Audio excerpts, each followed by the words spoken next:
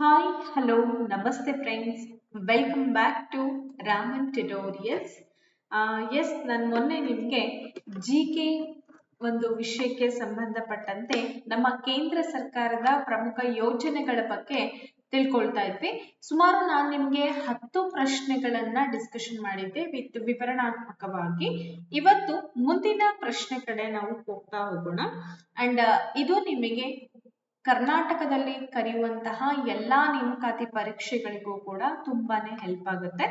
ವಿಡಿಯೋವನ್ನ ಕೊನೆ ತನಕ ನೋಡಿದ್ರೆ ನಿಮ್ಗೊಂದು ಕಂಪ್ಲೀಟ್ ಆದಂತಹ ಕ್ಲಾರಿಟಿ ಸಿಗ್ತಾ ಹೋಗುತ್ತೆ. ಎಸ್, ಹಾಗಾದ್ರೆ ತಡ ಮಾಡೋದು ಬೇಡ, ಬನ್ನಿ ಇವತ್ತಿನ ತರಗತಿಯನ್ನ ನೋಡೋಣ. ಓಕೆ, ಇವತ್ತಿನ ತರಗತಿಯಲ್ಲಿ ಆರೋಗ್ಯ ಮತ್ತೆ ಕ್ಷೇಮಕ್ಕೆ ಸಂಬಂಧಪಟ್ಟಂತೆ ನಮ್ಮ ಸರ್ಕಾರ ಯಾವ ರೀತಿಯಾದಂತಹ ಕಾರ್ಯಯೋಜನೆಗಳನ್ನ ಹಾಕೊಂಡಿದೆ ಅನ್ನೋದನ್ನು ಕೂಡ ನೋಡ್ತಾ ಹೋಗೋಣ. ನೋಡಿ, ಆಯುಷ್ಮಾನ್ ಭಾರತ್ ಎರಡು ಪರಸ್ಪರ ಸಂಬಂಧಿತ ಘಟಕಗಳನ್ನ ಹೊಂದಿದೆ. ಹಾಗಾದ್ರೆ ಅವು ಯಾವುವು ಅಂತ. ಆಯುಷ್ಮಾನ್ ಭಾರತ್ ಅನ್ನೋದು ಒಂದು ಕೇಂದ್ರ ಸರ್ಕಾರದ ಯೋಜನೆ. ಹಾಗಾದ್ರೆ ಆಸ್ಪತ್ರೆಗಳು ಮತ್ತು ಚಿಕಿತ್ಸಾಲಯಗಳು, ಆರೋಗ್ಯ ಮತ್ತು ಸ್ವಾಸ್ಥ್ಯ ಕೇಂದ್ರಗಳು, ವೈದ್ಯಕೀಯ ಕಾಲೇಜುಗಳು ಮತ್ತು ಸಂಶೋಧನಾ ಕೇಂದ್ರಗಳು, ಆಂಬ್ಯುಲೆನ್ಸ್ ಸೇವೆಗಳು ಮತ್ತು ರಕ್ತ ನಿಧಿಗಳು ಅಂತ ಇದೆ. ನೀವೆಲ್ಲರೂ ಗೆಸ್ ಮಾಡಿರ್ತೀರಾ ಅನ್ಕೊಂಡಿದೀನಿ. ಸೊ ನೀವೆಲ್ಲರೂ ಗೆಸ್ ಮಾಡಿರೋ ರೀತಿ ಆಪ್ಷನ್ ನಂಬರ್ ಬಿ ಸರಿಯಾಗತ್ತೆ. ಆಯುಷ್ಮಾನ್ ಭಾರತ್ ಏನ್ ಮಾಡಿದೆ, ಎರಡು ಪರಸ್ಪರ ಸಂಬಂಧಿತ ಘಟಕಗಳನ್ನ ಹೊಂದಿದೆ. ಅದರಲ್ಲಿ ಆರೋಗ್ಯ ಮತ್ತು ಸ್ವಾಸ್ಥ್ಯ ಕೇಂದ್ರಗಳು ಅಂತ ಹೇಳಿ ಗುರುತಿಸ್ತಾ ಇದ್ದೀವಿ. ಹಾಗೆ PMJY ಅಂತ ಹೇಳ್ತೀವಿ ನೋಡಿ. ಆರೋಗ್ಯ ಮತ್ತು ಸ್ವಾಸ್ಥ್ಯ ಕೇಂದ್ರಗಳಿಗೆ HWCS ಅಂತ ಹೇಳಿ ಕರೀತಾರೆ, ಮತ್ತು PMJY. ಹಾಗಾದ್ರೆ ಏನಿದು, ನಾವು ಒಂಚೂರು ಅರ್ಥ ಮಾಡ್ಕೋಬೇಕಲ್ವಾ? ಎಸ್, ನಾನು ನಿಮಗೆ ಹೇಳ್ತಾ ಹೋಗ್ತೇನೆ. HWC ಇದು ಸಮಗ್ರ ಪ್ರಾಥಮಿಕ ಆರೋಗ್ಯ ರಕ್ಷಣೆಯನ್ನ ಒದಗಿಸುವಂತಹ ಒಂದು ಪ್ರಮುಖವಾದಂತ ಯೋಜನೆ. ಇಲ್ಲಿ ಏನಾಗ್ತದೆ ಅಂತಂದ್ರೆ 1.5 ಲಕ್ಷ HWCಗಳ ಒಂದು ಸ್ಥಾಪನೆ ಆಗ್ಬೇಕು ಅಂತ ಹೇಳಿ, ಸೌಲಭ್ಯಗಳನ್ನ ಪಡ್ಕೊಳ್ಬೇಕು ಅಂತ ಹೇಳಿ ಗುರಿಯನ್ನ ಹೊಂದಿರುವಂತದ್ದು. ಹಾಗೆ PMJAY ಅನ್ನೋದು ಒಂದು ಆಸ್ಪತ್ರೆಯ ವ್ಯಾಪ್ತಿಯನ್ನ ಒದಗಿಸ್ಕೊಡುತ್ತೆ. HWCಗಳು ಏನ್ ಮಾಡುತ್ತೆ ಅಂದ್ರೆ ಉಚಿತ ಅಗತ್ಯ ಔಷಧಗಳು ಮತ್ತೆ ರೋಗ ನಿರ್ಣಯ ಸೇವೆಗಳನ್ನ ಕೂಡ ನೀಡುತ್ತೆ. ಎರಡೂ ಘಟಕಗಳೇನಿದೆ ಯೂನಿವರ್ಸಲ್ ಹೆಲ್ತ್ ಕವರೇಜ್ ಕಡೆಗೆ ಕೆಲಸವನ್ನ ಮಾಡ್ತಾ ಇರುವಂತದ್ದು. ಹಾಗೆ ಕೆಲವೊಂದು ರೋಗಗಳನ್ನ ತಡೆಗಟ್ಟೋದಾಗಿರ್ಬೋದು, ಆ ರೋಗಗಳಿಗೆ ಸಂಬಂಧಪಟ್ಟಂತ ಗುಣಲಕ್ಷಣಗಳನ್ನ ಪ್ರಚಾರ ಮಾಡೋದಾಗಿರ್ಬೋದು, ಅವುಗಳನ್ನ ಆರೈಕೆ ಮಾಡೋದಾಗಿರ್ಬೋದು, ಇದೆಲ್ಲದ್ರ ಮೇಲೆ ಈ ಎರಡು ಅಂಶಗಳು ಪ್ರಭಾವವನ್ನ ಬೀರ್ತಾ ಹೋಗುತ್ತೆ. ಇದು ಆರೋಗ್ಯ ಮತ್ತೆ ಕ್ಷೇಮಕ್ಕೆ ಸಂಬಂಧಪಟ್ಟಂತ ಒಂದು ಯೋಜನೆ. ನೆಕ್ಸ್ಟ್, ಪ್ರಧಾನ ಮಂತ್ರಿ ಮಾತೃ ವಂದನಾ ಯೋಜನೆ, ಇದನ್ನ PMMVY ಅಂತ ಹೇಳ್ತೀವಿ. ಹಾಗಾದ್ರೆ ಯಾವ ಸೇವೆಗಳನ್ನ ಇದು ಇವತ್ತು ನಮಗೆ ಒದಗಿಸ್ತಾ ಇದೆ? ತುಂಬಾ ಇಂಪಾರ್ಟೆಂಟ್ ಈ ಕ್ವೆಶನ್, ಎಕ್ಸಾಮ್ ನಲ್ಲಿ ಕೇಳಿದರೆ. ಉಚಿತ ವಿತರಣಾ ಸೇವೆಗಳು, ಹಾಗೆ ಗರ್ಭಿಣಿ ಮತ್ತು ಹಾಲುಣಿಸುವಂತ ಮಹಿಳೆಯರಿಗೆ ನಗದು ಪ್ರೋತ್ಸಾಹ. ನೆಕ್ಸ್ಟ್ ಬಂದ್ಬಿಟ್ಟು ಉಚಿತ ಲಸಿಕೆ, ಮುಂದಿಂದು ಪೌಷ್ಟಿಕಾಂಶದ ಪೂರಕಗಳು ಅಂತ ಇದೆ. ನೀವೆಲ್ಲರೂ ಕೂಡ ಗೆಸ್ ಮಾಡಿರ್ತೀರಾ ಆನ್ಸರ್ ಅಂತ ನಾನು ಅನ್ಕೊಂಡಿದ್ದೀನಿ. ಈ PMMY ಅಂದ್ರೆ ಏನ್ ಗೊತ್ತಾ? ಪ್ರಧಾನ ಮಂತ್ರಿ ಮಾತೃ ವಂದನಾ ಯೋಜನೆ ಅಂತ ಹೇಳಿ ನಾವ್ ಇದನ್ನ ಕನ್ನಡದಲ್ಲಿ ಕರಿತೀವಿ. ಇದೊಂದು ಗವರ್ನಮೆಂಟ್ ಸ್ಕೀಮ್ ಆಗಿರುತ್ತೆ. ಯಾರಿಗೋಸ್ಕರ ಅಂತ ಅಂದ್ರೆ ನೀವೆಲ್ಲರೂ ಕೂಡ ಗೆಸ್ ಮಾಡಿದೀರಾ, ಆಪ್ಷನ್ ನಂಬರ್ ಬಿ ಅಂತ ಹೇಳಿ. ಇದನ್ನ ಮಿಷನ್ ಶಕ್ತಿ ಅಂತಲೂ ಕೂಡ ಕರಿತೀವಿ. ಏನಂತ ಕರಿತೀವಿ? ಮಿಷನ್ ಶಕ್ತಿ ಅಂತ ಹೇಳಿ. ಆಪ್ಷನ್ ನಂಬರ್ ಬಿ, ಗರ್ಭಿಣಿ ಹೆಣ್ಮಕ್ಳಿಗೆ ಮತ್ತು ಹಾಲುಣಿಸುವಂತಹ ಮಹಿಳೆಯರಿಗೆ ನಗದು ಪ್ರೋತ್ಸಾಹ ಅಂದ್ರೆ ಹಣವನ್ನ ಕೊಡೋದ್ರ ಮೂಲಕ ಪ್ರೋತ್ಸಾಹವನ್ನ ಕೊಡ್ತಾ ಹೋಗ್ತಾರೆ. ಇದನ್ನ ಜನವರಿ 2017ರಲ್ಲಿ ಪ್ರಾರಂಭ ಮಾಡ್ತಾರೆ. ಹಿಂದೆ ಇಂದಿರಾ ಗಾಂಧಿ ಮಾತೃತ್ವ ಸಹಕಾರ ಯೋಜನೆ ಅಂತ ಇತ್ತು. ಈಗ ಅದನ್ನ ಪ್ರಧಾನ ಮಂತ್ರಿ ಮಾತೃತ್ವ ಸಹಕಾರ ಅಂತ ಮಾಡಿದ್ದಾರೆ. ಮೊದಲ ಜೀವಂತ ಮಗುವಿಗೆ 3 ಕಂತುಗಳಲ್ಲಿ 5,000 ರೂಪಾಯಿಗಳನ್ನ ಒದಗಿಸುವಂತ ಕೆಲಸ. ಯಾಕೆಂದ್ರೆ ಗರ್ಭಿಣಿಯರ ಆರೈಕೆ ಆಗಿರ್ಬೋದು, ಮಕ್ಕಳಿಗೆ ಹಸುಗೂಸುಗಳಿರ್ತವೆ, ಅವುಗಳ ಆರೈಕೆಗಳಿಗೋಸ್ಕರ ಕೊಡುವಂತಹ ನಗದು. ಗರ್ಭಾವಸ್ಥೆಯಲ್ಲಿ ಮತ್ತು ಹೆರಿಗೆಯ ಸಮಯದಲ್ಲಿ ವೇತನ ನಷ್ಟವನ್ನ ಸರಿದೂಗಿಸುತ್ತೆ. ಸಾಂಸ್ಥಿಕ ವಿತರಣೆಗಳು, ಸರಿಯಾದ ಪೋಷಣೆಯನ್ನ ಕೂಡ ಇದು ಉತ್ತೇಜವನ್ನ ಕೊಡುತ್ತೆ. ಫಲಾನುಭವಿಯ ಬ್ಯಾಂಕ್ ಖಾತೆಗೆ ನೇರವಾಗಿ ವರ್ಗಾವಣೆ ಮಾಡ್ತಾರೆ. ಇಲ್ಲಿ ನಡುವೆ ಇದ್ದರು ಅಥವಾ ಏನು ಹಾಸ್ಪಿಟಲ್ ಅಲ್ಲಿ ಇರುವಂತ ಸಿಸ್ಟರ್ಸ್ ಆಗಿರ್ಬೋದು, ಡಾಕ್ಟರ್ಸ್ ಆಗಿರ್ಬೋದು, ಅವ್ರ ಮೂಲಕ ಯಾವುದೇ ಅಮೌಂಟ್ ಹೋಗಲ್ಲ. ನೇರವಾಗಿ ಈ ಫಲಾನುಭವಿ ಅಂದ್ರೆ ಗರ್ಭಿಣಿಯರು ಹೆಂಗಸರು ಯಾರಿರ್ತಾರೆ ಅವರಿಗೆ ನೇರವಾಗಿ ಈ ಹಣವನ್ನ ಹಾಕ್ಲಾಗತ್ತೆ. ತಾಯಿ ಮತ್ತು ಮಗುವಿನ ಆರೋಗ್ಯವನ್ನ ಸುಧಾರಿಸಬೇಕು ಅನ್ನೋ ಒಂದು ಉದ್ದೇಶದ ಸಲುವಾಗಿ ಈ ಗುರಿಯನ್ನ ಸರ್ಕಾರ ಹೊಂದಿರುವಂತದ್ದು. ನೋಡಿ, ಯಾರೆಲ್ಲ SDA FDA exams, group C exams ಗಳನ್ನ ಪ್ರಿಪರೇಷನ್ಸ್ ಮಾಡ್ತಾ ಇದ್ದೀರಾ, ಕೇವಲ 500 ರೂಪಾಯಿಗಳಲ್ಲಿ ನಿಮ್ಗೆ ಎಕ್ಸಾಮ್ಸ್ ಬೇಕಾದಂತಹ ಪೇಪರ್ 1, ಪೇಪರ್ 2 ಪ್ರಿಪರೇಷನ್ಸ್ ಗಳನ್ನ ಕೊಡ್ತಾ ಇದ್ದೀವಿ. ಯಾರಿಗೆ ಆಸಕ್ತಿ ಇದೆ ಈ ನಂಬರ್ಗಳನ್ನ ಕಾಂಟ್ಯಾಕ್ಟ್ ಮಾಡಬಹುದು. 8217670405 ಹಾಗೆ 6361153623 ನಂಬರ್ನ ಕಾಂಟ್ಯಾಕ್ಟ್ ಮಾಡಬಹುದು.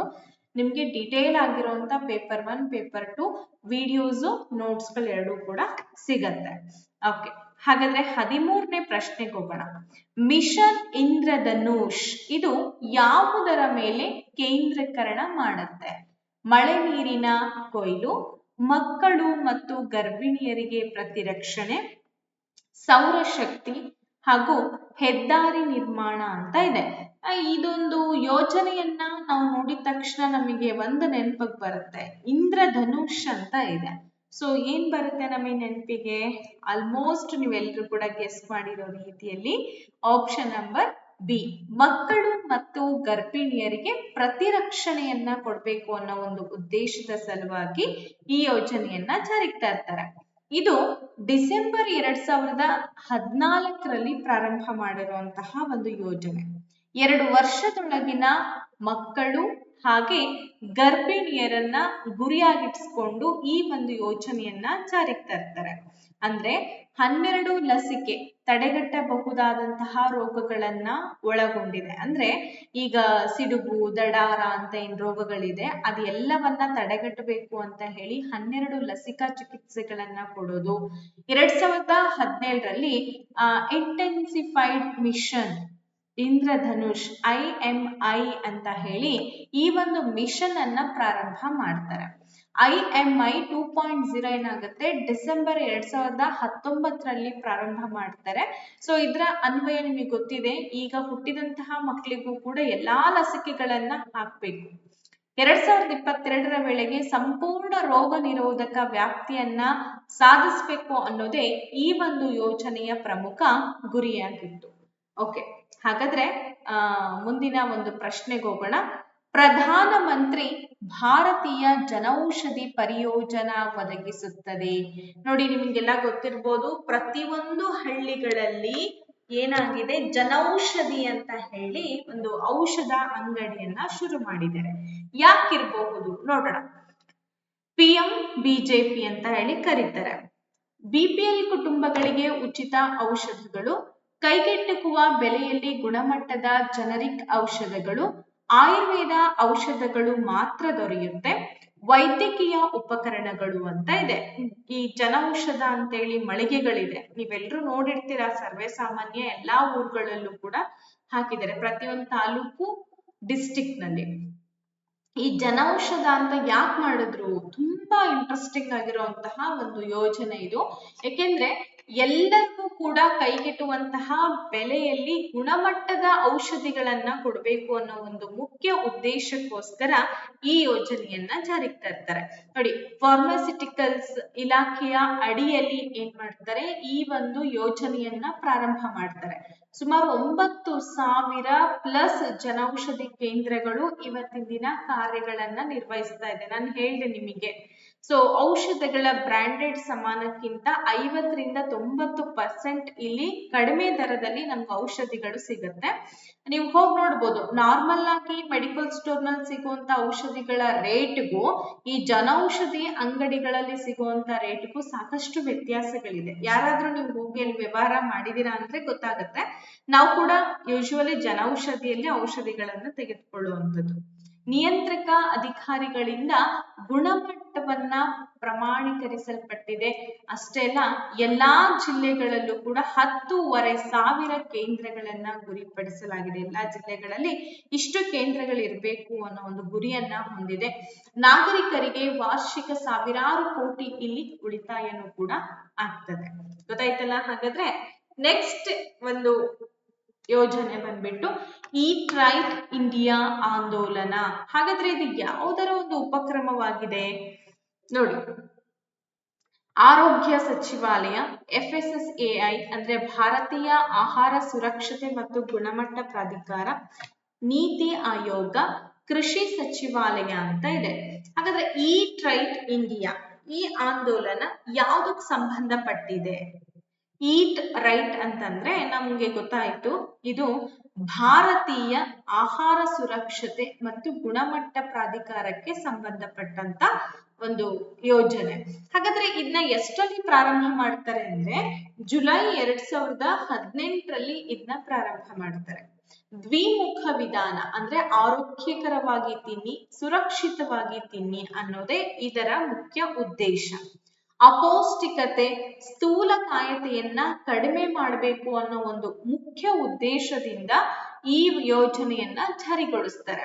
ಅದಷ್ಟೇ ಅಲ್ಲ, ಸ್ಥಳೀಯ ಮತ್ತು ಕಾಲೋಚಿತ ಆಹಾರ ಸೇವನೆಯನ್ನ ಕೂಡ ಉತ್ತೇಜನ ಮಾಡುತ್ತೆ.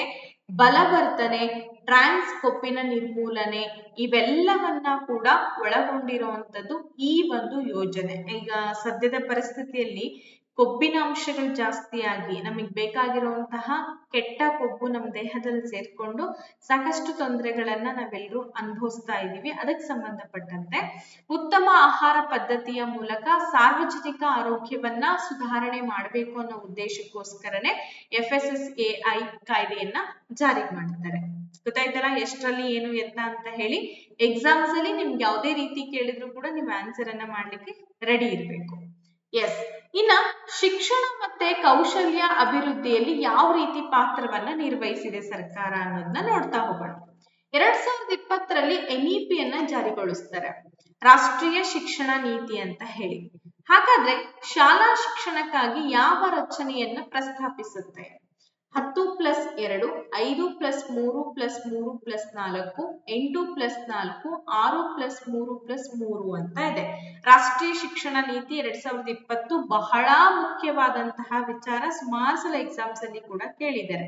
ಇಲ್ಲಿ ನೋಡಿ 5+3+3+4 ಅಂತ ಹೇಳಿ ಮಾಡಿದ್ರು. 10+2 ರಚನೆಯನ್ನ ಬದಲಾವಣೆ ಮಾಡುತ್ತೆ. 5 ವರ್ಷಗಳು ಅಡಿಪಾಯದ ಹಂತ, 3 ವರ್ಷಗಳ ಪೂರ್ವ ಪ್ರಾಥಮಿಕ +1, 2. ಓಕೆ, ಹಾಗೆ 3 ವರ್ಷಗಳು ಪೂರ್ವ ಸಿದ್ಧತಾ ಹಂತ, 3ರಿಂದ 5ನೇ ತರಗತಿಗಳು. ಇನ್ನ 3 ವರ್ಷಗಳು ಮಧ್ಯಮ ಹಂತ, ಅದು 6ರಿಂದ 8 ತರಗತಿಗಳು. ಇನ್ನ 4 ವರ್ಷಗಳು ಅಂದ್ರೆ ದ್ವಿತೀಯ ಹಂತ, ಇದನ್ನ 9ರಿಂದ 12ನೇ ತರಗತಿಗಳು ಅಂತೇಳಿ ಡಿಸೈಡ್ ಮಾಡಿ 5+3+3+4 ಅಂತೇಳಿ ಎಜುಕೇಶನ್ ಸಿಸ್ಟಮ್ ಅನ್ನ ಬದಲಾವಣೆ ಮಾಡ್ತಾರೆ. ಅಂದ್ರೆ ಮಕ್ಕಳ ಜ್ಞಾನಾತ್ಮಕ ಬೆಳವಣಿಗೆಯ ಹಂತಗಳ ಆಧಾರದ ಮೇಲೆ ಈ ರೀತಿ ಏನ್ ಮಾಡ್ತಾರೆ, ಡೆಸಿಷನ್ ಅನ್ನ ತಗೊಂಡು ಅವರ ಆರೈಕೆ ಆಗ್ಬೇಕು, ಶಿಕ್ಷಣ ಅನ್ನೋದು ಅವರಿಗೆ ಹೊರೆ ಆಗ್ಬಾರ್ದು ಅನ್ನೋದೇ ಇದರ ಮುಖ್ಯ ಉದ್ದೇಶ. ಹಾಗಾದ್ರೆ ಸಮಗ್ರ ಶಿಕ್ಷಾ ಅಭಿಯಾನವು ಒಂದು ವ್ಯಾಪಕವಾದಂತ ಕಾರ್ಯಕ್ರಮವಾಗಿದೆ. ಏನಿದು ಸಮಗ್ರ ಶಿಕ್ಷಣ ಅಭಿಯಾನ ಅಂತ ಅನ್ನೋದು?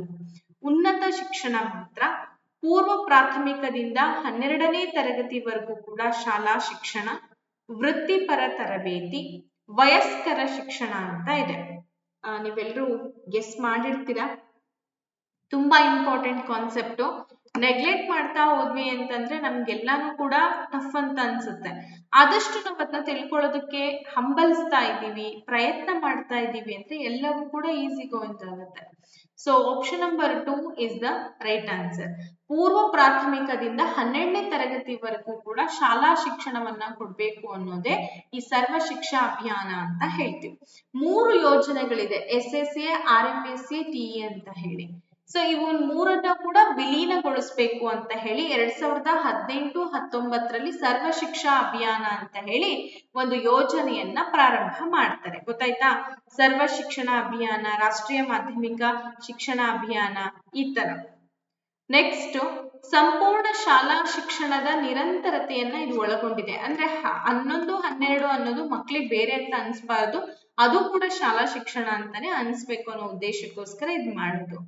ಶಿಕ್ಷಣದಲ್ಲಿ ಗುಣಮಟ್ಟ ಸಮಾನತೆಯ ಮೇಲೆ ಇದು ಕೇಂದ್ರೀಕರಣವನ್ನ ಮಾಡುತ್ತೆ. ಮೂಲ ಸೌಕರ್ಯ, ಶಿಕ್ಷಕರ ತರಬೇತಿ, ಪಠ್ಯ ಪುಸ್ತಕಗಳಿಗೆ ಹಣವನ್ನ ಕೂಡ ಇದು ಒದಗಿಸ್ತಾ ಇದೆ. ಶಿಕ್ಷಣ ಹಕ್ಕು ಕಾಯ್ದೆಯ ನಿಬಂಧನೆಗಳನ್ನ ಕೂಡ ಜಾರಿಗೊಳಿಸುತ್ತೆ. ಅಗತ್ಯಗಳ ಆಧಾರದ ಮೇಲೆ ರಾಜ್ಯ ನಿರ್ದಿಷ್ಟ ಮಧ್ಯಸ್ಥಿಕೆಗಳನ್ನ ಕೂಡ ಇಲ್ಲಿ ವಹಿಸುತ್ತೆ. ಗೊತ್ತಾಯ್ತಾ ಇದು ಏನು ಅಂತ ಹೇಳಿ. ನೆಕ್ಸ್ಟ್ ಪ್ರಧಾನಮಂತ್ರಿ ಕೌಶಲ್ ವಿಕಾಸ್ PMKVY ಈ ಯೋಜನೆ ಇದರ ಮುಖ್ಯ ಗುರಿ ಏನು ಅಂತ ಕೇಳಿದರೆ, ಕೃಷಿ ತರಬೇತಿ, ಕೌಶಲ್ಯ ಅಭಿವೃದ್ಧಿ ಮತ್ತು ಪ್ರಮಾಣೀಕರಣ, ಭಾಷಾ ಕಲಿಕೆ ಹಾಗೂ ಕ್ರೀಡಾ ತರಬೇತಿ ಅಂತ ಇದೆ.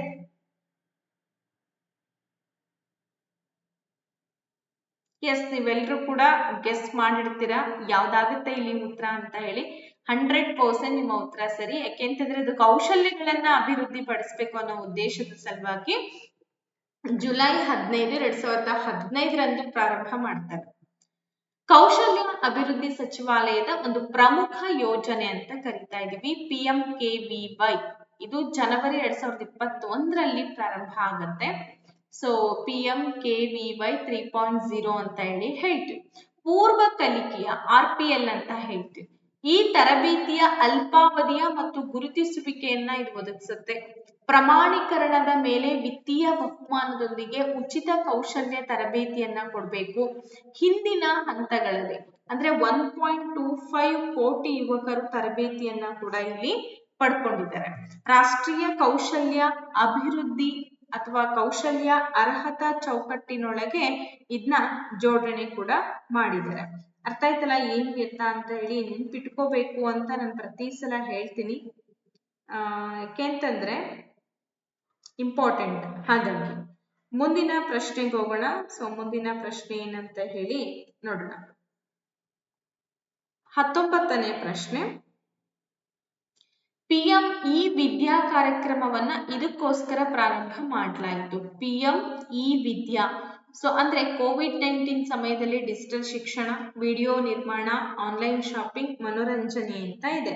ನೀವೆಲ್ಲರೂ ಈಗ ಗೆಸ್ ಮಾಡಿರೋ ರೀತಿಯಲ್ಲಿ ಗೊತ್ತಿದೆ ನಿಮ್ಗೆ ಆನ್ಸರು. COVID-19 ಸಮಯದಲ್ಲಿ ಡಿಜಿಟಲ್ ಶಿಕ್ಷಣವನ್ನ ಕೊಡ್ಬೇಕು. ಆನ್ಲೈನ್ ಶಿಕ್ಷಣ ಕೊಟ್ರು ಯಾವಾಗ ಅಂತಂದ್ರೆ COVID-19 ಕೊರೋನಾ 2019 ಬಂದಂತ ಸಂದರ್ಭದಲ್ಲಿ ಬಹಳ ಕ್ರಿಟಿಕಲ್ ಪೊಸಿಷನ್ ಇತ್ತು, ಪ್ಯಾನಿಕ್ ಇತ್ತು.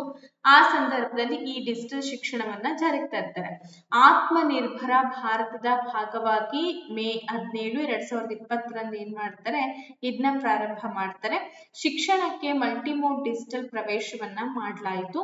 ದೀಕ್ಷಾ ಪೋರ್ಟಲ್, ಟಿವಿ ಚಾನೆಲ್ಗಳು, ಸೊ ಹಾಗೆ ರೇಡಿಯೋ, ಪಾಡ್ಕಾಸ್ಟ್ ಗಳನ್ನ ಕೂಡ ಇದು ಒಳಗೊಂಡಿದೆ. ಆವಾಗಲೇ ಆನ್ಲೈನ್ ಶಿಕ್ಷಣದ ಬಗ್ಗೆ ಹೆಚ್ಚಿನದಾಗಿ ಅರಿವು ಮೂಡಿರುವಂತದ್ದು. ಓಕೆ, 1 ರಿಂದ 12ನೇ ತರಗತಿಗಳಿಗೆ 12 PM E-ವಿದ್ಯಾ DTH ಟಿವಿ ಚಾನೆಲ್ಗಳನ್ನ ಕೂಡ ಕೊಡ್ಲಾಯಿತು. ಉನ್ನತ ಶಿಕ್ಷಣಕ್ಕಾಗಿ ಸ್ವಯಂ ವೇದಿಕೆಯನ್ನ ಕೂಡ ನೀಡ್ತಾರೆ. ಅದನ್ನೇ ನಾವು E-ವಿದ್ಯಾ ಅಂತ ಹೇಳಿ ಕರೆಯೋದು. ಗೊತ್ತಾಯ್ತಾ? ದೀಕ್ಷಾ ಪೋರ್ಟಲ್ಸ್ ಗಳ ಬಗ್ಗೆ ನಿಮ್ಗೆಲ್ಲ ಗೊತ್ತಿರುತ್ತೆ. ಸಾಂಕ್ರಾಮಿಕ ಸಮಯದಲ್ಲಿ ಕಲಿಕೆಯ ನಿರಂತರತೆಯನ್ನ ಖಚಿತಪಡಿಸುತ್ತೆ. ಯಾಕೆಂದ್ರೆ ಆ ಸಂದರ್ಭದಲ್ಲಿ ಏನಾಗಿತ್ತು ಅಂದ್ರೆ ನಿಮ್ಗೆಲ್ಲ ಗೊತ್ತೇ ಇದೆ, ಯಾರು ಕೂಡ ಹೊರಗಡೆ ಹೋಗಿ ಟೀಚಿಂಗ್ ಮಾಡೋದಾಗ್ಲಿ ಅಥವಾ ಟೀಚಿಂಗ್ ಪಡ್ಕೊಳ್ಳೋದಾಗ್ಲಿ ಇರ್ಲಿಲ್ಲ. ಸೊ ಎಲ್ಲ ಆನ್ಲೈನ್ ಮೂಲಕ ಟೀಚಿಂಗ್ ಅನ್ನ ಮಾಡೋದಕ್ಕೆ ಶುರು ಮಾಡ್ತಾರೆ. ನೆಕ್ಸ್ಟ್ ಕ್ವಶನ್ ಹೋಗೋಣ. 20ನೇ ಪ್ರಶ್ನೆ, ಬೇಟಿ ಬಚಾವೋ ಬೇಟಿ ಪಢಾವೋ ಅಂತ ಹೇಳಿ ಬಹಳ ಪ್ರಸಿದ್ಧತೆಯನ್ನ ಪಡ್ಕೊಂಡಂತ ಒಂದು ಯೋಜನೆ. ಹಾಗಾದ್ರೆ ಈ ಯೋಜನೆಯು ಯಾವುದರ ಮೇಲೆ ಕೇಂದ್ರೀಕರಣವನ್ನ ಮಾಡ್ತದೆ? ನೋಡಿ, ಈ ರೀತಿ ನಿಮ್ಗೆ ವಿಡಿಯೋಸ್ಗಳು ಬೇಕು ಅನ್ನೋದಾದ್ರೆ ಪ್ರತಿಯೊಬ್ರು ಕೂಡ ಕಮೆಂಟ್ ಅಲ್ಲಿ ತಿಳಿಸ್ಬೇಕು. ಸೊ ಪ್ರತಿಯೊಬ್ರು ಕಮೆಂಟ್ ಮಾಡ್ದಾಗ್ಲೇನೆ ನಾನು ಮುಂದಿನ ತರಗತಿಗಳನ್ನ ಎಂಗೇಜ್ ಮಾಡ್ತಾ ಹೋಗ್ತೀನಿ. ಸುಮಾರು ವಿಡಿಯೋಸ್ ಇದೆ, ಸುಮಾರು ಈ ತರ ನಿಮ್ಗೆ ಕಂಟೆಂಟ್ಗಳನ್ನ ಟೀಚ್ ಮಾಡ್ಬೇಕು ಅಂತ ರೆಡಿ ಮಾಡ್ಕೊಂಡಿದ್ದೀನಿ. ಇಂಟ್ರೆಸ್ಟೆಡ್ ಇದ್ದವರು ಕಮೆಂಟ್ ಮಾಡಿ. ಜೊತೆಗೆ ಯಾರಾದ್ರೂ ಇದರ PDF ನೋಟ್ಸ್ಗಳು ಬೇಕು, ವಿಡಿಯೋಸ್ಗಳು ಬೇಕು ಅಂದ್ರೆ SDA FDA ತರಗತಿಗಳನ್ನ ಕೂಡ ಜಾಯಿನ್ ಆಗ್ಬೋದು. ಸೊ ಅದಕ್ಕೆ ಜಸ್ಟ್ 500 rupees ಇದೆ. ಮತ್ತೆ TET HSTR GPSTR ಬ್ಯಾಚಸ್ಗಳು ಕೂಡ ಸ್ಟಾರ್ಟ್ ಆಗಿದೆ. ಅದಕ್ಕೆ ಏನಾದ್ರೂ ಜಾಯಿನ್ ಆಗಬೇಕು ಅಂದ್ರೆ 8217670405 ನಂಬರ್ನ ಕಾಂಟ್ಯಾಕ್ಟ್ ಮಾಡಿ. ಮತ್ತೆ 6361153623 ನಂಬರ್ನ ಕೂಡ ನೀವು ಕಾಂಟ್ಯಾಕ್ಟ್ ಮಾಡ್ಬೋದು. ಬಾಲ್ಯ ವಿವಾಹ ತಡೆಗಟ್ಟುವಿಕೆ ಮಾತ್ರ, ಮಕ್ಕಳ ಲಿಂಗಾನುಪಾತ ಮತ್ತು ಹೆಣ್ಣು ಮಗುವಿಗೆ ಶಿಕ್ಷಣವನ್ನ ಸುಧಾರಿಸುವುದು, ಹೆಣ್ಣು ಮಕ್ಕಳಿಗೆ ಉಚಿತ ಆಹಾರ, ಮಹಿಳಾ ಉದ್ಯೋಗ ಅಂತ ಇದೆ. ಹಾಗಾದ್ರೆ ಬೇಟಿ ಬಚಾವ್ ಬೇಟಿ ಪಢಾವ್ ಅಂದ್ರೆ ಏನು? ನೀವೆಲ್ಲ ಗೆಸ್ ಮಾಡಿದೀರಾ ಇಲ್ಲಿ. ಮಕ್ಕಳ ಲಿಂಗಾನುಪಾತ ಮತ್ತೆ ಹೆಣ್ಣು ಮಗುವಿಗೆ ಶಿಕ್ಷಣವನ್ನ ಸುಧಾರಿಸಬೇಕು ಅಂತ ಹೇಳಿ ಜನವರಿ 22, 2015 ಹರಿಯಾಣದ ಪಾಣಿಪತ್ನಲ್ಲಿ ಈ ಪ್ರೋಗ್ರಾಮ್ ಅನ್ನ ಜಾರಿಗೊಳಿಸ್ತಾರೆ. 3 ಹಂತದ ವಿಧಾನ ಅಂದ್ರೆ ತಡೆಗಟ್ಟಬೇಕು, ರಕ್ಷಣೆ ಕೊಡಬೇಕು, ಶಿಕ್ಷಣವನ್ನ ನೀಡಬೇಕು, ಈ 3 ಗುರಿಗಳನ್ನ ಹೊಂದಿರೋದು. ಅಂದ್ರೆ ಹೆಣ್ಣು ಮಕ್ಕಳ ಲಿಂಗಾನುಪಾತ ಕಡಿಮೆ ಆಗ್ತಾ ಇದೆ. ನಿಮ್ಗೆ ಗೊತ್ತಿರ್ಬೋದು, ಎಷ್ಟೋ ಮದ್ವೆ ಆಗದೆ ಇರುವಂತಹ ಹುಡುಗರು ಇದ್ದಾರೆ, ಅವ್ರಿಗೆ ಹೆಣ್ಣು ಸಿಗ್ತಾ ಇಲ್ಲ ಅಂತ ಹೇಳ್ತೀವಿ. ಯಾಕೆಂದ್ರೆ ಲಿಂಗಾನುಪಾತದ ಪ್ರಮಾಣ ಕಡಿಮೆ ಆಗ್ತಾ ಇದೆ. ಬಹು ಸಚಿವಾಲಯಗಳನ್ನ ಒಳಗೊಂಡಂತ ಬಹು ವಲಯದ ಹಸ್ತಕ್ಷೇಪ ಆಗ್ತಾ ಇದೆ. ಲಿಂಗ ನಿರ್ಣಾಯಕ ಜಿಲ್ಲೆಗಳು ಮತ್ತೆ ನಗರಗಳ ಮೇಲೆ ಇದನ್ನ ಹೆಚ್ಚಿನದಾಗಿ ಕೇಂದ್ರೀಕರಣ ಮಾಡ್ತಾ ಇದ್ದಾರೆ. ಲೈಂಗಿಕ ಆಯ್ದ ಗರ್ಭಪಾತದ ವಿರುದ್ಧ ಜಾಗೃತಿಯನ್ನ ಕೂಡ ಉತ್ತೇಜಿಸುತ್ತೆ. ಹೆಣ್ಣು ಮಕ್ಕಳ ಶಿಕ್ಷಣಕ್ಕೆ ಹೆಚ್ಚಿನ ಒಂದು ಉತ್ತೇಜನ ಕೊಡುವಂತಹ ಕಾರ್ಯಕ್ರಮ ಅಂತಂದ್ರೆ ಅದನ್ನೇ ನಾವು ಬೇಟಿ ಬಚಾವ್ ಅಂಡ್ ಬೇಟಿ ಪಢಾವ್ ಅಂತ ಹೇಳಿ ಕರಿತೀವಿ. ಗೊತ್ತಾಯ್ತಾ ನಿಮ್ಗೆಲ್ರಿಗೂ ಕೂಡ? ನೆಕ್ಸ್ಟ್ ಕ್ವಶನ್ ಬಂದ್ಬಿಟ್ಟು ಡಿಜಿಟಲ್ ಇಂಡಿಯಾ ಮತ್ತೆ ಟೆಕ್ನಾಲಜಿಗೆ ಸಂಬಂಧಪಟ್ಟಂತ ಕ್ವಶನ್ಸ್ ಗಳಿದೆ. ನೀವೆಲ್ಲ ರೆಡಿ ಇದ್ದೀರಾ ಅನ್ಕೊಂಡ್ರೆ ನಾವು ಮುಂದಕ್ಕೆ ಹೋಗೋಣ. ಡಿಜಿಟಲ್ ಇಂಡಿಯಾ ಕಾರ್ಯಕ್ರಮವನ್ನ ಯಾವ ವರ್ಷದಲ್ಲಿ ಆರಂಭ ಮಾಡ್ತಾರೆ? 2014, 2015, 2016 ಹಾಗೆ 2017 ಅಂತ ಇದೆ. ಸೊ ಡಿಜಿಟಲ್ ಇಂಡಿಯಾ ಅಂದ್ರೆ ಸಂಪೂರ್ಣವಾಗಿ ಟೆಕ್ನಾಲಜಿಯನ್ನ ಅಳವಡಿಸಿಕೊಳ್ಳುವಂತ ಒಂದು ಪ್ರೋಗ್ರಾಮ್. ಇದನ್ನ 2015 ಜುಲೈ 1ರಲ್ಲಿ ಪ್ರಾರಂಭ ಮಾಡ್ತಾರೆ. ಆಪ್ಷನ್ ನಂಬರ್ ಬಿ ಸರಿಯಾಗಿದೆ. ಭಾರತವನ್ನ ಡಿಜಿಟಲ್ ಸಶಕ್ತ ಸಮಾಜವನ್ನಾಗಿ ಮಾಡಬೇಕು, ಪರಿವರ್ತನೆ ಮಾಡಬೇಕು ಅನ್ನೋ ಒಂದು ದೃಷ್ಟಿಕೋನ, ಬ್ರಾಡ್ ಬ್ಯಾಂಡ್ ಹೆದ್ದಾರಿಗಳು, ಮೊಬೈಲ್ ಸಂಪರ್ಕ, ಇ ಆಡಳಿತ ಇವೆಲ್ಲಾ ಸೇರಿದಂತೆ ಸುಮಾರು 9 ಕಂಬಗಳು, ಭಾರತದ ನೆಟ್ 2.5 ಲಕ್ಷ ಗ್ರಾಮ ಪಂಚಾಯಿತಿಗಳನ್ನ ಬ್ರಾಡ್ ಬ್ಯಾಂಡ್ ನೊಂದಿಗೆ ಸಂಪರ್ಕಿಸುವಂತ ಗುರಿಯನ್ನ ಕೂಡ ಹೊಂದಿತ್ತು. ಕಾಗದ ರಹಿತ ಹಾಗೆ ನಗದು ರಹಿತ ವಹಿವಾಟುಗಳನ್ನ ಕೂಡ ಉತ್ತೇಜಿಸುತ್ತೆ. ಸರ್ಕಾರಿ ಸೇವೆಗಳ ಡಿಜಿಟಲ್ ವಿತರಣೆಯನ್ನ ಕೂಡ ಸಕ್ರಿಯಗೊಳಿಸುತ್ತೆ. ಇದನ್ನೇ ನಾವು ಡಿಜಿಟಲ್ ಪ್ರೋಗ್ರಾಮ್ ಅಂತ ಹೇಳಿ ಗುರುತಿಸ್ತೇವೆ. ಇನ್ನ UMANG ಅಂದ್ರೆ ಹೊಸ ಯುಗದ ಆಡಳಿತಕ್ಕಾಗಿ ಏಕೀಕೃತ ಮೊಬೈಲ್ ಅಪ್ಲಿಕೇಶನ್. ಇದು ಏನ್ ತಿಳಿಸ್ಕೊಡುತ್ತೆ ನಮಗೆ? ಇದ್ರ ಮೂಲಕ ನಾವ್ ಏನ್ ತಿಳ್ಕೊಳ್ತೀವಿ ಅಂತಂದ್ರೆ ಮನೋರಂಜನಾ ವಿಷಯ, ಬಹು ಸರ್ಕಾರಿ ಸೇವೆಗಳಿಗೆ ಒಂದೇ ವೇದಿಕೆ, ಮೊಬೈಲ್ ಫೋನ್ಗಳು, ಇಂಟರ್ನೆಟ್ ಸಂಪರ್ಕ ಅಂತ ಇದೆ. ಪ್ರಶ್ನೆನೇ ಹೇಳ್ತಾ ಇದೆ UMANG ಅಂತ.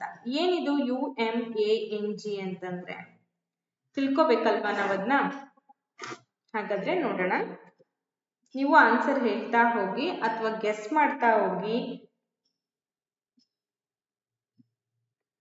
ಇದೊಂದು app actually, single unified app to access major government services any time anywhere on your mobile phone. Mobile phone ಅಲ್ಲಿ ಯಾವಾಗ ಬೇಕಾದ್ರೂ ನಾವೇನ್ ಮಾಡ್ಬೋದು ಅಂತಂದ್ರೆ ಈ UMANG ಆಪ್ ಅದು.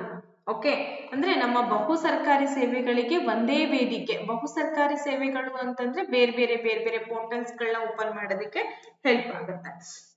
ನವೆಂಬರ್ 2023 ನೋಡಿ, ನವೆಂಬರ್ 23, 2018 ಇದನ್ನ ಪ್ರಾರಂಭ ಮಾಡ್ತಾರೆ.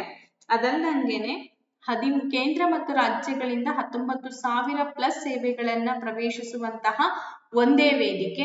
13 ಭಾರತೀಯ ಭಾಷೆಗಳು ಇಂಗ್ಲಿಷ್ ನಲ್ಲಿ ಲಭ್ಯವಿದೆ. ಆಧಾರ್, ಡಿಜಿಲಾಕರ್, ಭಾರತ್ ಬಿಲ್ ಪೇ ಸೇವೆಗಳನ್ನ ಕೂಡ ಇದು ಒಳಗೊಂಡಿರುವಂತದ್ದು. ಆಂಡ್ರಾಯ್ಡ್ ಸೇವೆ, iOS ಸೇವೆ, ಇನ್ ವಿಂಡೋಸ್, USSD ಇವೆಲ್ಲವೂ ಕೂಡ ವೆಬ್ ನಲ್ಲಿ ಲಭ್ಯ ಇರೋದನ್ನ ನೋಡ್ತಾ ಇದೀವಿ. ಅಂದ್ರೆ ಡಿಜಿಟಲ್ ಮಾಧ್ಯಮದ ಮೂಲಕ ಆಡಳಿತವನ್ನ ಸುಧಾರಣೆ ಮಾಡುವಂಥದ್ದು ಪ್ರಯತ್ನ. ಓಕೆ, ಅದಕ್ಕೋಸ್ಕರ ನಾವು ಡಿಜಿಟಲ್ ಆಡಳಿತದ ಮೂಲಕ ಜೀವನವನ್ನ ಸುಲಭಗೊಳಿಸ್ತಾ ಹೋಗುತ್ತೆ. ಇನ್ನು 23ನೇ ಪ್ರಶ್ನೆಗೆ ಹೋಗೋಣ. ಏನಿದೆ 23ನೇ ಪ್ರಶ್ನೆ ಅಂದ್ರೆ ಸಾಮಾನ್ಯ ಸೇವಾ ಕೇಂದ್ರಗಳು CSC ಅಂತ ಹೇಳ್ತೀವಿ. ಈ ಯೋಜನೆ ಯಾವ ಗುರಿಯನ್ನ ಹೊಂದಿದೆ? ಸಮುದಾಯ ಭವನಗಳನ್ನ ಒದಗಿಸಿ ಗ್ರಾಮೀಣ ಪ್ರದೇಶಗಳಲ್ಲಿ ಡಿಜಿಟಲ್ ಸೇವಾ ವಿತರಣಾ ಕೇಂದ್ರಗಳು, ಸಾರಿಗೆ ಸೇವೆಗಳು, ಹಾಗೆ ಆರೋಗ್ಯ ಕೇಂದ್ರಗಳು ಅಂತ ಕೊಟ್ಟಿದ್ದಾರೆ. ಆಲ್ಮೋಸ್ಟ್ ನೀವೆಲ್ಲರೂ ಗೆಸ್ ಮಾಡಿರೋ ರೀತಿ ಆಪ್ಷನ್ ನಂಬರ್ ಬಿ ಸರಿಯಾಗಿದೆ. ಗ್ರಾಮೀಣ ಪ್ರದೇಶಗಳಲ್ಲಿ ಡಿಜಿಟಲ್ ಸೇವೆಯನ್ನ ಕೊಡಬೇಕು ಅಂದ್ರೆ ನಮ್ಮ ಭಾರತದಾದ್ಯಂತ 5 ಲಕ್ಷಕ್ಕಿಂತ ಹೆಚ್ಚಾಗಿ ಈ CSCಗಳು ಕಾರ್ಯವನ್ನ ನಿರ್ವಹಿಸ್ತಾ ಇದೆ. ಈ G2C ಸರ್ಕಾರದಿಂದ ಅಂದ್ರೆ ಸರ್ಕಾರದಿಂದ ನಾಗರಿಕರಿಗೆ ಸೇವೆಗಳನ್ನ ಒದಗಿಸುವಂಥದ್ದು. For example digital banking, mobile app ಅಲ್ಲೇ ನಾವೇನ್ ಮಾಡ್ತೀವಿ, ಬ್ಯಾಂಕಿಂಗ್ ಡೌನ್ಲೋಡ್ ಮಾಡ್ಕೊಂಡು ಅಲ್ಲೇ ದುಡ್ಡನ್ನ ಶೇರ್ ಮಾಡ್ತೀವಿ. ವಿಮೆ ಆಗಿರ್ಬೋದು, ಶಿಕ್ಷಣ ಆಗಿರ್ಬೋದು, ಕೌಶಲ್ಯ ಆಗಿರ್ಬೋದು, ಅಭಿವೃದ್ಧಿಗಳಾಗಿರ್ಬೋದು, ಇದೆಲ್ಲ ಮೊಬೈಲ್ ಥ್ರೂನೇ ಮಾಡ್ಕೊಳ್ಳುವಂಥದ್ದು. ಮುಂಭಾಗದ ಸೇವಾ ವಿತರಣಾ ಕೇಂದ್ರಗಳಾಗಿ ಕಾರ್ಯವನ್ನ ನಿರ್ವಹಿಸಬೇಕು. ಗ್ರಾಮೀಣ ಪ್ರದೇಶಗಳಲ್ಲಿ ಡಿಜಿಟಲ್ ಮತ್ತು ಆರ್ಥಿಕ ಒಳಗೊಳ್ಳುವಿಕೆಯನ್ನ ಉತ್ತೇಜನ ಮಾಡುತ್ತೆ. ಗ್ರಾಮ ಮಟ್ಟದಲ್ಲಿ ಉದ್ಯಮಿಗಳಿಗೆ ಉದ್ಯಮಶೀಲತೆಯ ಅವಕಾಶಗಳನ್ನ ಕೂಡ ಕಲ್ಪಿಸ್ಕೊಡ್ತಾ ಇದೆ. ಇನ್ನು ನಿಮಗೆಲ್ಲರಿಗೂ ಕೂಡ ಹತ್ತಿರವಾಗಿರುವಂತ ಒಂದು ಯೋಜನೆ ಅಂದ್ರೆ ಡಿಜಿಲಾಕರ್ ಅಂತ ಹೇಳ್ತೀವಿ. ಯಾವ್ದಕ್ಕೋಸ್ಕರ ನಾವ್ ಇದನ್ನ ಬಳಕೆ ಮಾಡ್ತೀವಿ? ಡಿಜಿಲಾಕರ್ ಅನ್ನ ಆನ್ಲೈನ್ ಶಾಪಿಂಗ್ಗೋಸ್ಕರನ, ಡಿಜಿಟಲ್ ದಾಖಲೆಗಳನ್ನ ಸಂಗ್ರಹ ಮಾಡ್ಕೊಂಡು ಹಂಚ್ಕೊಳ್ಳೋದಕ್ಕೋಸ್ಕರನ, ಅಥವಾ ಇಮೇಲ್ ಸೇವೆಗಳಿಗೋಸ್ಕರನ, ಅಥವಾ ವಿಡಿಯೋ ಕಾನ್ಫರೆನ್ಸಿಂಗ್ ಸಲುವಾಗ? ಡಿಜಿಲಾಕರ್ಸ್ ಬಗ್ಗೆ ಆಲ್ಮೋಸ್ಟ್ ಎಲ್ಲರಿಗೂ ಕೂಡ ಗೊತ್ತೇ ಇದೆ, ನಾನು ಹೊಸದಾಗಿ ಹೇಳೋ ಅವಶ್ಯಕತೆನೇ ಇಲ್ಲ. ಯಾಕೆಂದ್ರೆ ನಮ್ಮ ಡಿಜಿಟಲ್ ದಾಖಲೆಗಳು ಆಧಾರ್ ಕಾರ್ಡ್ ಆಗಿರ್ಬೋದು, ಮಾರ್ಕ್ಸ್ ಕಾರ್ಡ್ಸ್ ಆಗಿರ್ಬೋದು, ಈಗ ನಾವೇನಂತ ಹೇಳ್ತೀವಿ ಪಾಸಿಂಗ್ ಸರ್ಟಿಫಿಕೇಟ್ಸ್ ಆಗಿರ್ಬೋದು, ಎಲ್ಲವನ್ನ ಡಿಜಿಟಲ್ ದಾಖಲೆಗಳ ಮೂಲಕ ಸಂಗ್ರಹ ಮಾಡ್ತೀವಿ ಡಿಜಿಲಾಕರ್ ನಲ್ಲಿ. ಇದನ್ನ ಜುಲೈ 1, 2015 ಡಿಜಿಟಲ್ ಇಂಡಿಯಾ ಅಡಿಯಲ್ಲಿ ಪ್ರಾರಂಭ ಮಾಡ್ತಾರೆ. ಅಧಿಕೃತ ಡಿಜಿಟಲ್ ದಾಖಲೆಗಳಿಗಾಗಿ ಕ್ಲೌಡ್ ಆಧಾರಿತವಾಗಿರ್ತಕ್ಕಂಥ ಒಂದು ವೇದಿಕೆ. ಸೊ ಇಲ್ಲೇನಪ್ಪ ಅಂದ್ರೆ ಕಾನೂನುಬದ್ಧವಾಗಿ ಎಲ್ಲಾ ದಾಖಲೆಗಳನ್ನ ಸಮಾನವಾಗಿ ಇಲ್ಲಿ ಸೇರ್ಪಡೆ ಮಾಡ್ತಾರೆ. ದೃಢೀಕರಣಕ್ಕೋಸ್ಕರ ಆಧಾರ್ ಜೊತೆಗೆ ಲಿಂಕ್ ಅನ್ನ ಕೂಡ ಮಾಡ್ತಾರೆ. ಇದು ನಂದ ಹೌದಾ ಅಲ್ವಾ ಅನ್ನೋದಕ್ಕೋಸ್ಕರ ನಮ್ಮ ಆಧಾರ್ ಕಾರ್ಡ್ ನಂಬರ್ ಜೊತೆಗೆ ಡಿಜಿಲಾಕರ್ ನಲ್ಲಿ ಇಟ್ಟಿರುವಂತಹ ದಾಖಲೆಗಳು ಲೀನ ಆಗುತ್ತೆ. 14 ಕೋಟಿಗೂ ಹೆಚ್ಚು ಬಳಕೆದಾರರು 520+ ಕೋಟಿ ದಾಖಲೆಗಳನ್ನ ಕೂಡ ಕೊಟ್ಟಿದ್ದಾರೆ. ಭೌತಿಕ ದಾಖಲೆಗಳ ಬಳಕೆಯನ್ನ ಕಡಿಮೆ ಮಾಡುತ್ತೆ, ಕಾಗದ ರಹಿತ ಆಡಳಿತವನ್ನ ಉತ್ತೇಜಿಸುತ್ತೆ. ನಿಮಗೆ ಗೊತ್ತಿರ್ಬೋದು. ಓಕೆ, ಇನ್ನ 25ನೇ ಪ್ರಶ್ನೆ, ಭಾರತ್ ನೆಟ್ ಪ್ರಾಜೆಕ್ಟ್ ಇದರ ಮುಖ್ಯ ಗುರಿ ಏನು? ಹಾಗಾದ್ರೆ ಮೆಟ್ರೋದೊಂದಿಗೆ ನಗರಗಳನ್ನ ಸಂಪರ್ಕ ಮಾಡೋದು, ಎಲ್ಲಾ ಗ್ರಾಮ ಪಂಚಾಯತ್ಗಳಿಗೆ ಬ್ರಾಡ್ ಬ್ಯಾಂಡ್ ಅನ್ನ ಕೊಟ್ಟು ಸಂಪರ್ಕವನ್ನ ಕೊಡುವಂಥದ್ದು, ರಾಷ್ಟ್ರೀಯ ಹೆದ್ದಾರಿಗಳನ್ನ ನಿರ್ಮಾಣ ಮಾಡೋದು, ಕೈಗಾರಿಕೆಗಳನ್ನ ಸ್ಥಾಪನೆ ಮಾಡೋದು. ಹಾಗಾದ್ರೆ ಭಾರತ್ ನೆಟ್ ಪ್ರಾಜೆಕ್ಟ್ ಇದರ ಮುಖ್ಯ ಉದ್ದೇಶ ಅಥವಾ ಗುರಿ ಏನು ಅಂತ ಕೇಳಿದ್ದಾರೆ. ಎಸ್, ನೀವೆಲ್ಲ ಗೆಸ್ ಮಾಡಿದ್ದೀರಾ. Option number B is the right answer. ಎಲ್ಲಾ ಗ್ರಾಮ ಪಂಚಾಯತ್ಗಳಿಗೆ ಬ್ರಾಡ್ ಬ್ಯಾಂಡ್ ಸಂಪರ್ಕವನ್ನ ಒದಗಿಸುವಂಥದ್ದು ಅಂದ್ರೆ ಎಲ್ಲಾ ಕಡೆ ನೆಟ್ವರ್ಕ್ ಅನ್ನ ಹಾಕುವಂಥದ್ದು. 2.5 ಲಕ್ಷ ಗ್ರಾಮ ಪಂಚಾಯತಿಗಳಿಗೆ ನಾವು ಬ್ರಾಡ್ ಬ್ಯಾಂಡ್ ಅನ್ನ ಒದಗಿಸ್ಬೇಕು ಅನ್ನೋದು ಇದರ ಮುಖ್ಯ ಉದ್ದೇಶ. ಆಪ್ಟಿಕಲ್ ಫೈಬರ್ ನೆಟ್ವರ್ಕ್ ನೊಂದಿಗೆ ಈ ಒಂದು ಹಂತಗಳ ಮೂಲಕ ಅಳವಡಿಕೆ ಮಾಡಿದರೆ ಹಳ್ಳಿಗಳಲ್ಲಿ ಈ ಆಡಳಿತ, ಈ ಆರೋಗ್ಯ, ಈ ಶಿಕ್ಷಣ ಅಂದ್ರೆ ಎಲೆಕ್ಟ್ರಾನಿಕ್ ಆಡಳಿತ, ಎಲೆಕ್ಟ್ರಾನಿಕ್ ಹೆಲ್ತ್, ಎಲೆಕ್ಟ್ರಾನಿಕ್ ಎಜುಕೇಶನ್, ಈ ಎಜುಕೇಶನ್ ಅಂತ ಕರಿತೀವಿ. ಇವೆಲ್ಲದರ ಒಂದು ಪರಿಚಯ ಅವ್ರಿಗೆ ಆಗ್ಬೇಕು ಅನ್ನೋ ಉದ್ದೇಶದ ಸಲುವಾಗಿ ಏನ್ ಮಾಡ್ತಾರೆ, ಇದನ್ನ ಜಾರಿಗೊಳಿಸ್ತಾರೆ. ಹಾಗೆ ಸಾರ್ವಜನಿಕ ಮತ್ತು ಖಾಸಗಿ ಭಾಗಿತ್ವನೂ ಕೂಡ ಇರ್ತದೆ. ಡಿಜಿಟಲ್ ಇಂಡಿಯಾ ದೃಷ್ಟಿಗೆ ನಿರ್ಣಾಯಕ ಮೂಲ ಸೌಕರ್ಯವನ್ನ ಕೂಡ ಇದು ಒದಗಿಸ್ತಾ ಇದೆ. ಅದು ತುಂಬಾ ಇಂಪಾರ್ಟೆಂಟ್. ಓಕೆ, ಇದು ಶಿಕ್ಷಣ ಕೌಶಲ್ಯಕ್ಕೆ ಸಂಬಂಧಪಟ್ಟಂಗೆ ಮತ್ತೆ ಡಿಜಿಟಲೀಕರಣಕ್ಕೆ ಸಂಬಂಧಪಟ್ಟಂತೆ. ಇನ್ನು ಉದ್ಯೋಗ ಮತ್ತು ಜೀವನೋಪಾಯಕ್ಕೆ ಸಂಬಂಧಪಟ್ಟಂತ ಯೋಜನೆಗಳನ್ನ ನಾನ್ ನಿಮ್ಗೆ ಮುಂದಿನ ತರಗತಿಯಲ್ಲಿ ತಿಳಿಸ್ತೀನಿ. ಅದಕ್ಕೂ ಮುಂಚೆ ಯಾರೆಲ್ಲ SDA, FDA ಮತ್ತೆ ಗ್ರೂಪ್ ಸಿ ಎಕ್ಸಾಮ್ಸ್ ಗಳನ್ನ ಪ್ರಿಪರೇಷನ್ ಮಾಡ್ತಾ ಇದಾರೆ ಅಂದ್ರೆ KEA ಎಕ್ಸಾಮ್ಸ್ ಗಳನ್ನ ಪ್ರಿಪರೇಷನ್ಸ್ ಮಾಡ್ತಾ ಇದ್ದೀರಾ, ನೀವೆಲ್ಲರೂ ಕೂಡ ನಮ್ಮ ತರಗತಿಗಳನ್ನ ತೆಗೆದುಕೊಳ್ಳಿ. ಅತ್ಯಂತ ಉತ್ತಮವಾದ ತರಗತಿಗಳು. ಕೇವಲ 500 ರೂಪಾಯಿದಲ್ಲಿ ನಿಮಗೆ ಪೇಪರ್ 1 ಪೇಪರ್ 2 ಎರಡೂ ತರಗತಿಗಳು 3 ತಿಂಗಳು ಕ್ಲಾಸಸ್ ಸಿಗುತ್ತೆ. ಇಂಟ್ರೆಸ್ಟ್ ಇರೋರು ನೀವೇನ್ ಮಾಡಬೇಕು ಅಂತ ಗೊತ್ತಿದೆ. 821767 ಹಾಗೇನೆ 0405 ನಂಬರ್ ಅನ್ನ ಕಾಂಟ್ಯಾಕ್ಟ್ ಮಾಡಿ. ಮತ್ತೊಂದು ನಂಬರ್ ಇದೆ 6361153623. ಓಕೆ, ಹಾಗಿದ್ರೆ ಇವತ್ತಿನ ಈ ಕ್ಲಾಸ್ ಅನ್ನ ನಾನು ಇಲ್ಲಿ ಮುಗಿಸ್ತಾ ಇದ್ದೀನಿ. ಮತ್ ಮುಂದಿನ ತರಗತಿಯಲ್ಲಿ ಇನ್ನುಳಿದಂತಹ ಕ್ವಶನ್ಸ್ಗಳನ್ನ ಡಿಸ್ಕಷನ್ ಮಾಡ್ತಾ ಹೋಗ್ತೀನಿ. Thank you so much and take care. By.